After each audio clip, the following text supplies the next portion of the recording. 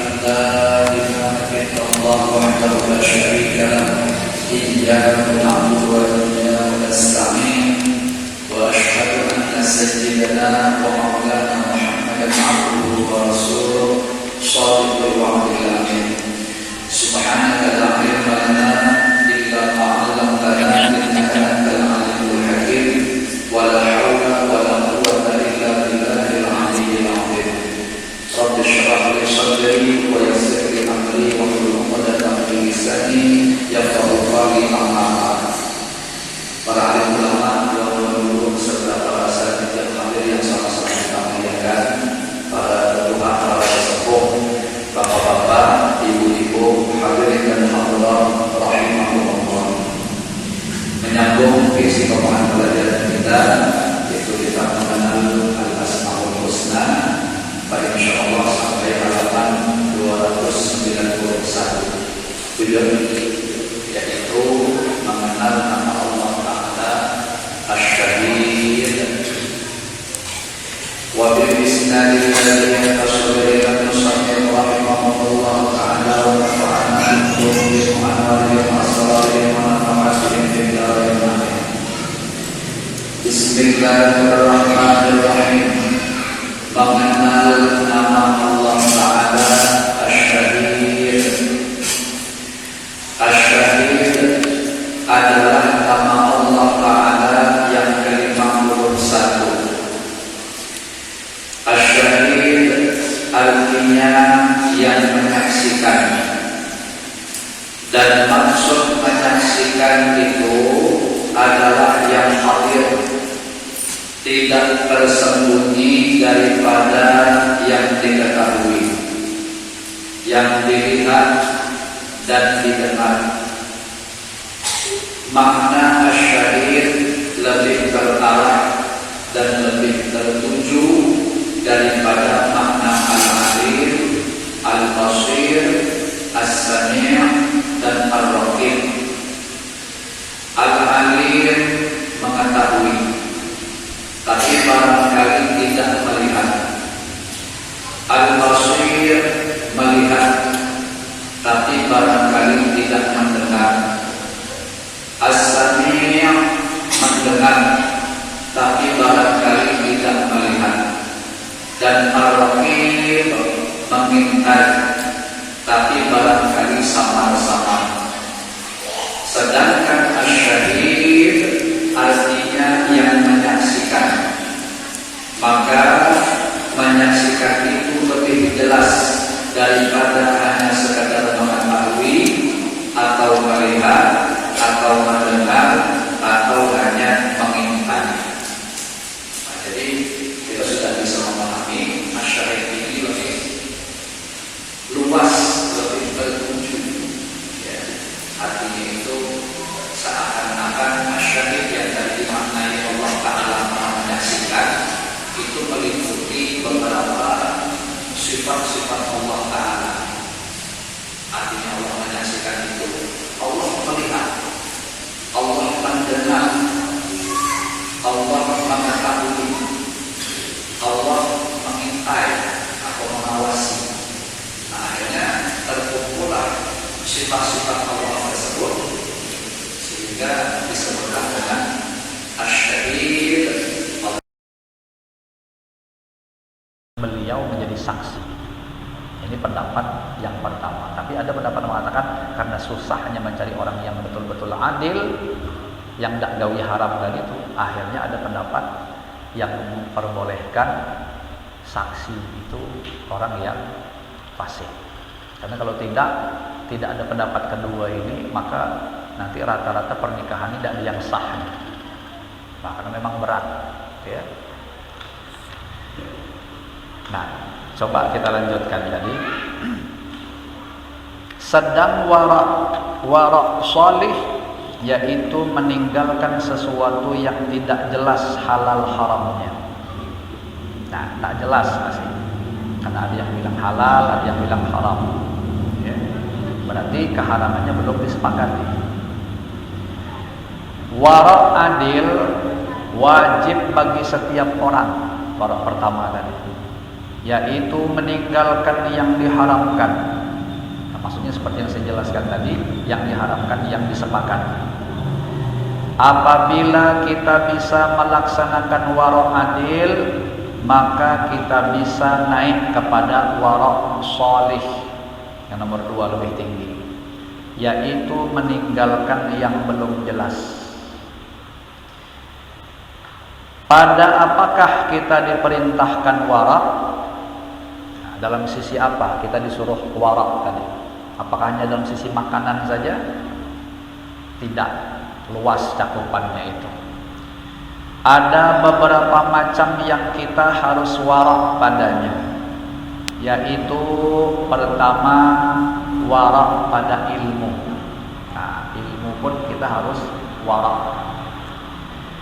Dalam mengajar atau menuntut ilmu, kita harus berhati-hati karena ilmu belum tentu baik bagi setiap orang. Nah, jadi tidak semua ilmu itu bisa untuk dikonsumsi. Ilmu seperti obat, tidak sembarang obat boleh diminum atau dimakan. Jadi perlu hati-hati memberi ilmu atau menuntut ilmu. Nah, kalau orangnya tidak layak konsumsi, jangan kita beritahukan ilmu itu. Kenapa? Karena dia jelas nanti akan salah memahaminya. Begitu juga kita nuntut ilmu. Nah, nuntut ilmu model ilmu sebuku. Apa yang terjadi? Yang penting sembahyang ingat kepada Allah, sembahyangnya. Yang penting hidupnya ingat kepada Allah, walaupun ada sembahyang. Nah gitu jadinya, ya, gara-gara salah nuntut. Seorang guru yang wara' pada ilmunya harus memandang siapa orang yang diberi ilmu, murid atau jamaah. Apakah mampu menerima atau belum mampu? Kata Sayyidina Ali radhiyallahu anhu, berbicaralah dengan manusia menurut akal mereka. Nah, kalau mereka tidak sampai, jangan dikasih. Sama kayak kita tuh berhadapan sama anak SD, di depan kita anak-anak SD yang kita jelaskan pelajaran SMA, tidak bakal ketelan sama dia, ya. Nah, jangan kita sampaikan hal yang seperti itu, disesuaikan dengan kadar dia. Banyak kasus karena tidak berhati-hati pada ilmu, belum sampai fahamnya, harus mempelajarinya, maka yang dahulunya sholat jadi tidak sholat, yang dahulunya puasa jadi tidak puasa.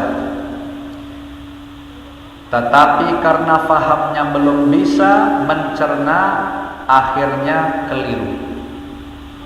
Padahal tidak ada ilmu yang menggugurkan sholat, yang ada hanya diperintah menghilangkan keakuan sholat.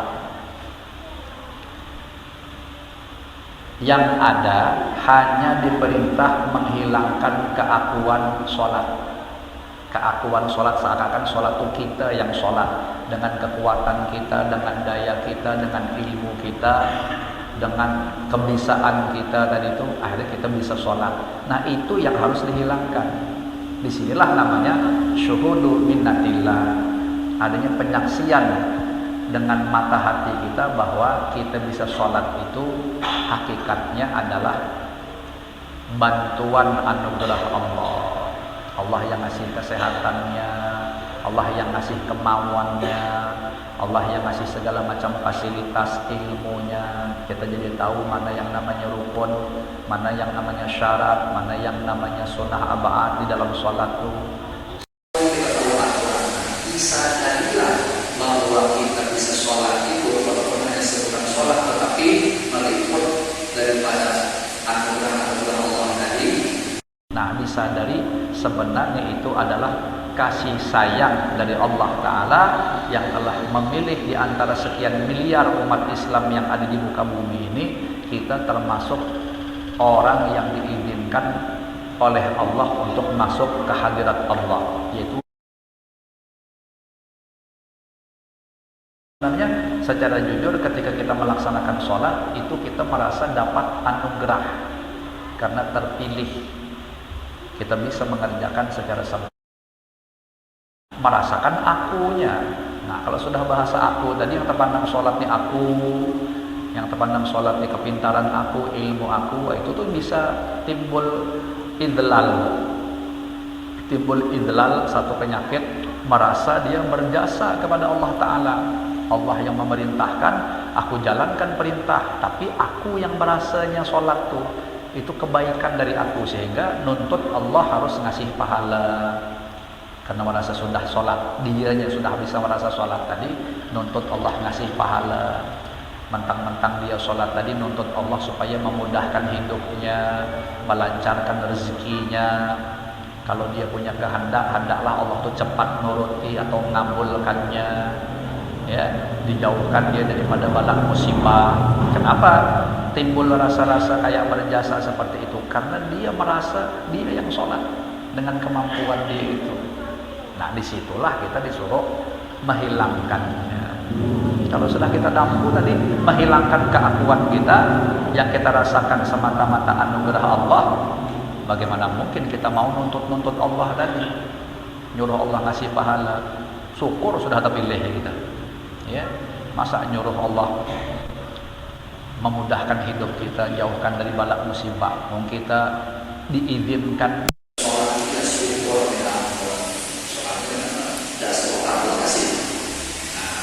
kira-kira seperti itu. Kemudian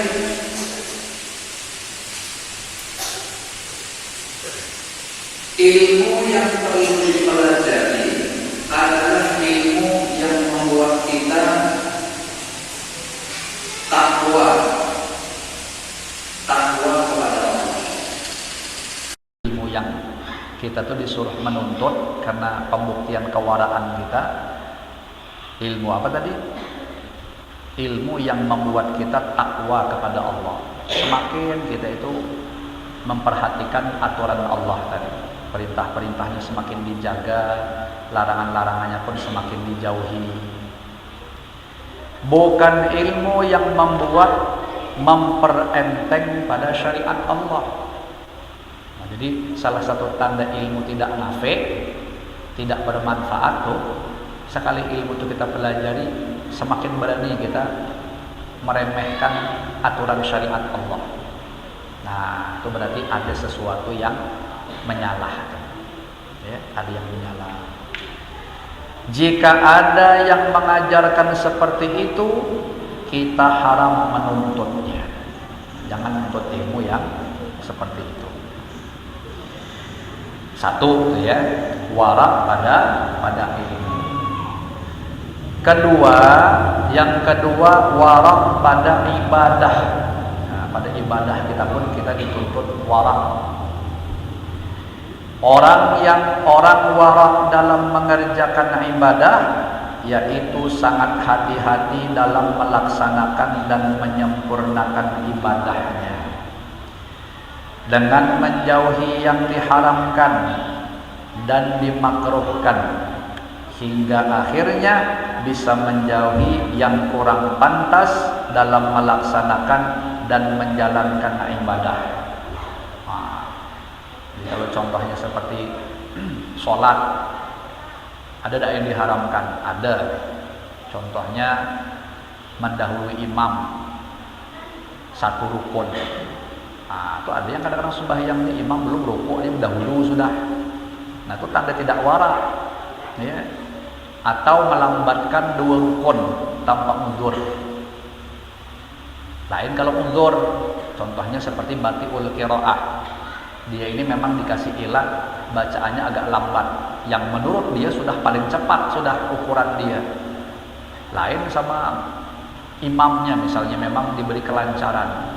Nah, akhirnya karena si makmum tadi batik agak lambat, imam sudah rukuk, dia belum selesai Fatihahnya. Imam i'tidal dia belum selesai juga. Imam sujud pertama dia belum selesai juga. Saking lambatnya tuh. Imam duduk di antara dua sujud baru dia selesai. Ada apa-apa? Karena dia pengen menyelesaikan secepat yang dia bisa. Adapun kalau tidak seperti itu, dia tidak diberi batik tadi, tidak diberi kelambatan dalam hal mengucapkan, normal-normal saja. Imam sudah selesai, Fatihah dia pun sudah selesai, tapi imam rukuk dia tidak diikut, sengaja nunggu-nunggu. Ya. Nah, imam i'tidal dia masih juga tidak rukuk-rukuk, padahal Fatihah sudah selesai. Nah, haram hukumnya. Nah, jadi harus dijaga, jangan sampai ibadah kita sedemikian. Ya. Ini dalam sholat itu contohnya. Kalau makruh, iltifat contohnya, celinguk sana celinguk sini, pandang sana pandang sini, apalagi pandang ke atas, ngitungi kipas misalnya sembahyang, lampunya tuh 2, 3, 4 gitu.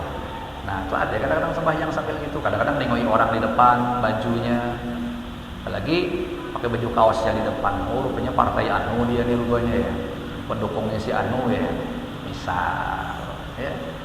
Nah itu makruh hukumnya. Nah kalau orang warak di dalam ibadah dia menghindari yang sedemikian.